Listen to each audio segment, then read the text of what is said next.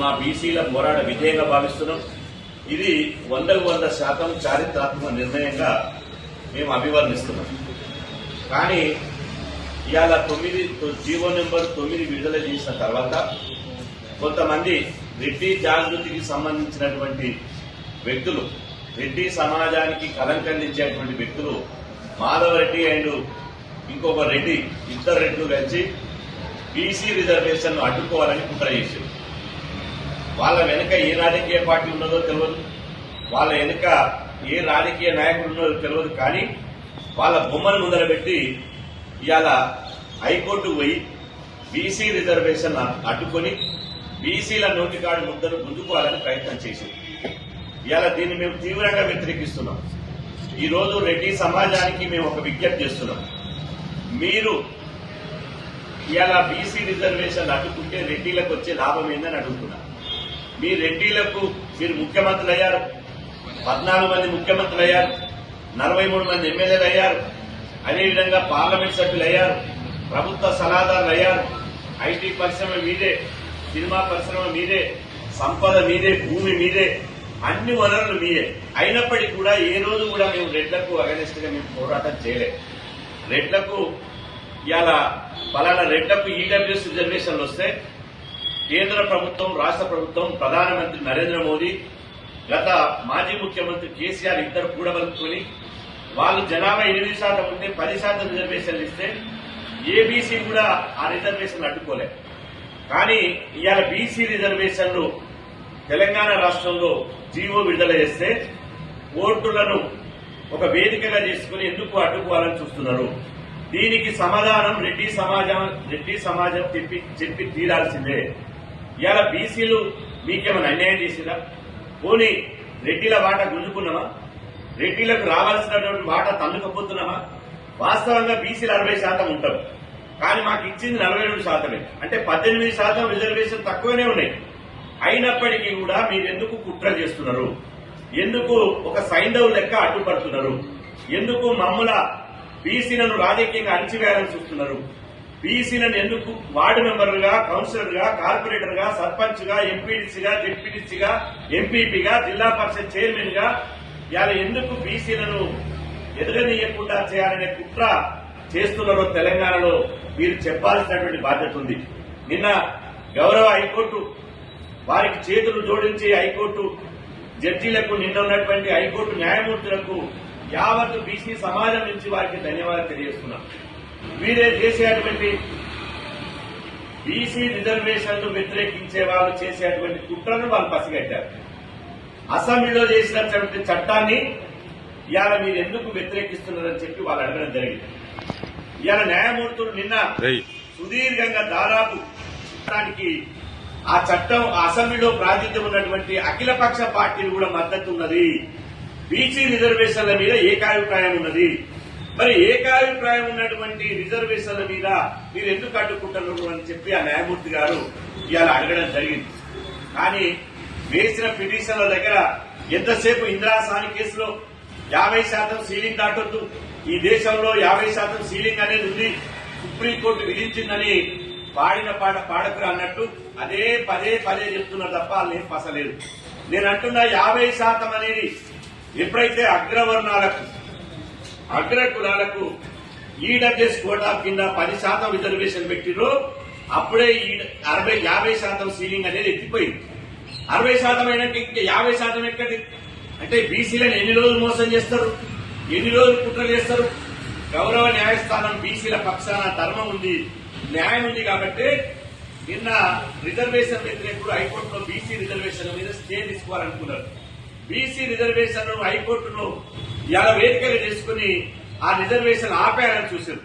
కానీ గౌరవ న్యాయమూర్తులు ధర్మం మా వైపు ఉంది, న్యాయం మా వైపు ఉంది కాబట్టి ఇవాళ వాళ్ళు విచారణ అక్టోబర్ 8వ తేదీ వరకు వాయిదా వేశారు.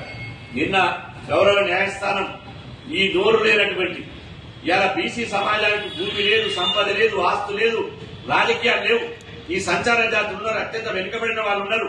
కాబట్టి ఈ నోరు లేని పక్షాన హైకోర్టు మాకు అండగా నిలిచినందుకు వినమ్రంగా వాళ్లకు తల వంచి న్యాయమూర్తులకు ఇవాళ గౌరవంగా ధన్యవాదాలు తెలుపుతున్నాం, వాళ్లకు నమస్కరిస్తున్నామని చెప్పి సందర్భంగా తెలియజేస్తున్నా. ఈ సందర్భంగా న్యాయమూర్తి గారు పదే ఒక ప్రశ్న అడిగారు. చట్టం చేసిరు, ఓకే, మేము ఒప్పుకుంటాం. కానీ ఈ చట్టానికి గవర్నర్ గారి ఆమోద ముద్ర ఉన్నదా? గవర్నర్ కాన్ఫిడెన్స్ ఉన్నదా? గవర్నర్ ఆమోదం లేకుండా జీవో ఎట్లా ఇచ్చారు అని చెప్పి ఒక ప్రశ్న నిన్న హైకోర్టులో లేవనెత్తారు. కాబట్టి బీజేపీ పెద్దలు బీసీ రిజర్వేషన్లు 42% పెంచుతూ జీవో నెంబర్ 9 ఇవ్వగానే బీజేపీ రాష్ట్ర అధ్యక్షుడు రామచంద్రరావు గారు, డాక్టర్ లక్ష్మణ్ గారు, కిషన్ రెడ్డి గారు, బీజేపీ ఆర్ కృష్ణయ్య గారు, బీజేపీ నాయకులంతా ఇవాళ వాళ్ళు ఆమోదం చెప్పి అదేవిధంగా ఈ రిజర్వేషన్ పెంచినందుకు ఇవాళ స్వాగతించారు, మద్దతు తెలిపారు. వారికి ధన్యవాదాలు. కానీ నిజంగా మీకు బీసీల మీద చిత్తశుద్ధి ఉంటే, బీజేపీ నాయకులకు బీసీల మీద చిత్తశుద్ధి ఉంటే, గవర్నర్ గారు సంతకం లేదు, గవర్నర్ గారు ఆమోద ముద్ర వేయలేదని హైకోర్టు పదే ప్రశ్నిస్తుంది. కాబట్టి అక్టోబర్ 8వ తేదీ నాడు హైకోర్టులో కేసు ఉంది. కాబట్టి ఆలోగా దయచేసి దసరా పండుగ లోపే బీసీలకు ఒక దసరా, ఈ దసరా సందర్భంగా, దీపావళి సందర్భంగా బీజేపీ వాళ్ళను మేము విజ్ఞప్తి చేస్తున్నాం, డిమాండ్ చేస్తున్నాం. మా బీసీలకు దసరా కానుకగా గవర్నర్ గారిని కలిసి మీరు కిషన్ రెడ్డి గారు, రామచంద్రరావు గారు, బండి సంజయ్ గారు, డాక్టర్ లక్ష్మణ్ గారు, ఆర్ కృష్ణయ్య గారు, బీజేపీ నేతలంతా పోయి గవర్నర్ గారిని కలిసి ఈ రాష్ట్రానికి సంబంధించిన అంశం కాబట్టి బీసీ రిజర్వేషన్ల మీద మేము అసెంబ్లీలో మద్దతు తెలిపినాం. కాబట్టి మీరు ఇలా ఈ రిజర్వేషన్లకు ఆమోద ముద్ర వేయండి అని చెప్పి గవర్నర్ గారిని విజ్ఞప్తి చేయాలని చెప్పి బీజేపీ నేతలు మేము కోరుకుంటున్నాం. అదేవిధంగా గవర్నర్ గారు కూడా నేను విజ్ఞప్తి చేస్తున్నా. అయ్యా గవర్నర్ గారు, మొదటిసారి అసెంబ్లీలో బీసీ రిజర్వేషన్ 42% పెంచినప్పుడు మీరు యథావిధిగా దాని మీద సంతకం పెట్టి రాష్ట్రపతి గారు పంపించారు. అప్పుడేమో 42% సంతకం పెడతారు. కానీ చట్టం చేసిన తర్వాత అఖిలపక్ష పార్టీలు మొత్తం అసెంబ్లీ సభ మొత్తం ఏకగ్రీవంగా ఆ చట్టానికి మద్దతు చెప్పిన తర్వాత మీరు నెల రోజులుగా ఎందుకు బీసీ రిజర్వేషన్ల మీద ఆమోద ముద్ర వేస్తలేరు? మీకున్న అభ్యంతరాలు ఏంటి? అఖిలపక్షం కూడా వచ్చి మీకు విజ్ఞప్తి చేసింది. మేము కూడా బీసీ సంఘాలుగా కలుస్తామని మీకు అప్పీల్ పెట్టుకున్నాం. కానీ ఇంతవరకు గవర్నర్ స్పందిస్తలేదు. హైకోర్టు ఇచ్చినటువంటి మధ్యంతర కామెంట్స్ అనుకోవచ్చు, విచారణ సందర్భంగా వారు మాట్లాడినటువంటి మాటలు కావచ్చు, హైకోర్టు అభిప్రాయాలు కావచ్చు, వాటిని పరిగణలో తీసుకుని గవర్నర్ గారు దయచేసి ధర్మం వైపు నిలబడండి, న్యాయం వైపు నిలబడండి. బీసీ రిజర్వేషన్ల చట్టానికి ఆమోద ముద్ర వేయండి. అప్పుడు బీసీ రిజర్వేషన్ల బిల్లు గవర్నర్ ఆమోదం చెప్తే వజ్రం లెక్క అవుతుంది. ఎవరు కూడా ఇవాళ అడ్డుకోలేరు. కాబట్టి స్థానిక సంస్థల ఎన్నికల్లో బీసీ రిజర్వేషన్లు బరాబరు 42% అమలైతాయి. ఈ సందర్భంగా నేను చివరిగా చెప్పేది ఏంటంటే, రెడ్డి సామాజిక వర్గాన్ని నేను విజ్ఞప్తి చేస్తున్నా. మీకు బీసీల మీద ఏమాత్రం ప్రేమ, అభిమానం, సోదరభావం ఉన్నా మీ రెడ్డి సంఘం నాయకుడు మాధవ్ రెడ్డి తదితరులు వేసిన పిటిషన్ ను ఉపసంహరించుకోలా, హైకోర్టులో ఉపసంహరించుకోలా చేయండి. లేకపోతే రాష్ట్రం ఇప్పటికే అట్టుడుతుంది. రెట్లు బీసీల నోటికి అడుగుతూ గుంజుకుంటున్నారు, రెట్లు రిజర్వేషన్లు అడ్డుకుంటున్నారు. వాళ్ళైతే 8% ఉంటారు, 10% ఈడబ్ల్యూఎస్ రిజర్వేషన్ ఎంజాయ్ చేస్తారు. కానీ బీసీలను మాత్రం బీసీల పొట్టలు కొడుతున్నారు, బీసీలను రాజకీయంగా ఎదురకుండా అంచివేస్తున్నారనే ఒక చర్చ గ్రామ స్థాయి నుంచి మొదలైంది. ఈ చర్చ అంతిమంగా ఏం దాకపోతుందో ఒకసారి గమనించండి. ఒక్కసారి గ్రామాలలో పోయి మీరు కనుక మా అడ్డుకున్నారని తెలిస్తే ఆ తర్వాత తీవ్ర పరిణామాలు ఉంటాయి. అది ఎవడు ఆపలేడు.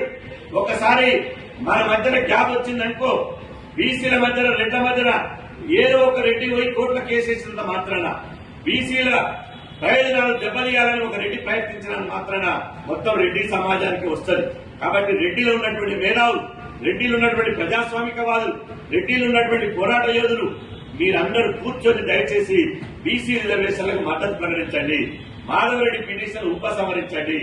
అప్పుడే మీతో మా స్నేహం ఉంటది, మీతో మాకు అన్ని విధాలుగా. ఎందుకంటే మా ఓట్లు వేయించుకున్నారు, మీరు మా జెండాలు వహించుకున్నారు, జిందాబాద్ కొట్టించుకున్నారు. ఇప్పుడు మాకు మా నెత్తిన శటకోపం పెట్టాలని చూస్తున్నారు, మమ్మల్ని బీసీల రాజకీయ బాధ్యతగా చేయాలని చూస్తున్నారు. కాబట్టి మేము ఖచ్చితంగా చక్రవడ్డీతో సహా రెడ్డిలు కనుక మమ్మల్ని అంచేయాలని చూస్తే మీకు చక్రవడ్డీతో సహా, మిత్తితో సహా రాజకీయంగా భూస్థాపితం చేయడానికి ఎట్లా రెడ్లు గెలుస్తారో, ఎట్లా రెడ్లు పోటీ చేస్తారో, బీసీల ఓట్లు ఎట్లా అడుగుతారో, మా రిజర్వేషన్ గండి కొట్టి రేపు గ్రామాలలో ఎట్లా తిరుగుతారో మేము చూస్తామని చెప్పి సందర్భంగా తెలియజేస్తూ, రేపో మాపో అన్ని బీసీ సంఘాలు, కుల సంఘాలని కలుపుకొని అవసరమైతే చెలో బీజేపీ భవన లేదా రాజ్భవన్ ముట్టడ కార్యక్రమం చేస్తాం. మొదటగా బీజేపీ అధ్యక్షుని కేంద్ర మంత్రులను కలవాలనుకుంటున్నాం. రేపు వాళ్ళని అపాయింట్మెంట్ తీసుకుని బీజేపీ నేతలను కలుస్తాం. ఆ తర్వాత గవర్నర్ గారు కూడా ఇవాళ ఒక విజ్ఞప్తి చేస్తున్నాం మీడియా ద్వారా. వారు కూడా స్పందించకపోతే మాత్రం అన్ని బీసీ సంఘాలను, ప్రజా సంఘాలను, అఖిలపక్ష పార్టీలను కలుపుకొని చెలో రాజ్భవన్ ముట్టడిని పెడతామని చెప్పి ఈ సందర్భంగా తెలియజేస్తున్నాం.